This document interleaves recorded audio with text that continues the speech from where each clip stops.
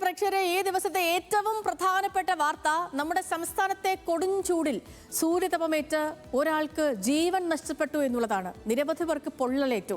കണ്ണൂർ പള്ളിപ്പൊയിൽ സ്വദേശിയായ MV സുനിൽകുമാറാണ് മരണപ്പെട്ടത്.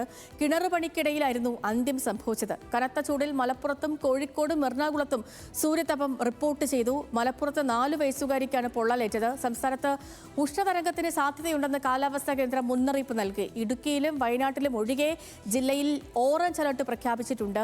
ചൂട് പ്രതിരോധ നിർദ്ദേശങ്ങൾ നിർബന്ധമായും പാലിക്കണമെന്ന് ആരോഗ്യവകുപ്പ് മുന്നറിയിപ്പ് നൽകി. വിശദമായൊരു റിപ്പോർട്ടിലേക്കാണ് ആദ്യം.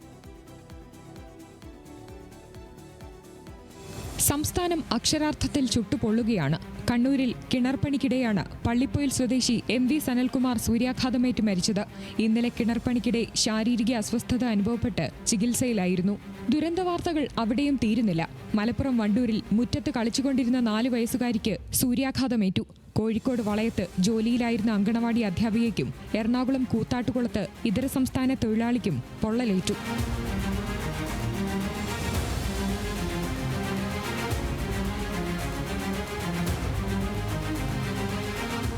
വരും ദിവസങ്ങളിലും താപനില ഉയരുമെന്നാണ് പ്രവചനം.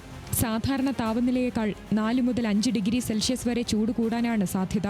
പാലക്കാട് 41 ഡിഗ്രി സെൽഷ്യസ് വരെയും കൊല്ലത്ത് 40 ഡിഗ്രി, തൃശൂരിൽ 39 ഡിഗ്രി വരെയും താപനില ഉയർന്നേക്കും.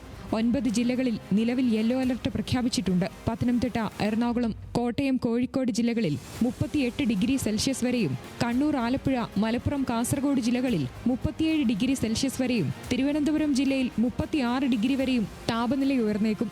സൂര്യാഘാതം, നിർജ്ജലീകരണം എന്നിവ ഒഴിവാക്കാൻ പൊതുജനങ്ങൾ കടുത്ത ജാഗ്രത പാലിക്കണമെന്ന് ആരോഗ്യവകുപ്പും ദുരന്ത നിവാരണ അതോറിറ്റിയും നിർദ്ദേശിക്കുന്നു. രാവിലെ 11 മുതൽ 3 മണിവരെ നേരിട്ട് സൂര്യപ്രകാശം ഏൽക്കുന്നത് പരമാവധി ഒഴിവാക്കണം. പുറത്തിറങ്ങുമ്പോൾ കുടയും തൊപ്പിയും കരുതണം. അയഞ്ഞ കോട്ടൺ വസ്ത്രങ്ങൾ ധരിക്കാൻ ശ്രദ്ധിക്കണം. ദാഹം തോന്നിയില്ലെങ്കിലും ധാരാളം വെള്ളം കുടിക്കണം. മറ്റൊരു പ്രധാന മുന്നറിയിപ്പ് പാമ്പുകടി ഏൽക്കാൻ സാധ്യതയുള്ളതിനെക്കുറിച്ചാണ്. ചൂട് കൂടിയതോടെ പാമ്പുകൾ മാളങ്ങളിൽ നിന്ന് പുറത്തിറങ്ങി വീടുകളിൽ അഭയം പ്രാപിക്കാൻ സാധ്യതയുണ്ട്. വനമേഖലകളിലും മാർക്കറ്റുകളിലും തീപിടുത്തത്തിന് സാധ്യതയുള്ളതിനാൽ അഗ്നിരക്ഷാ സേനയും ജാഗ്രതയിലാണ്. ന്യൂസ് മലയാളം, തിരുവനന്തപുരം.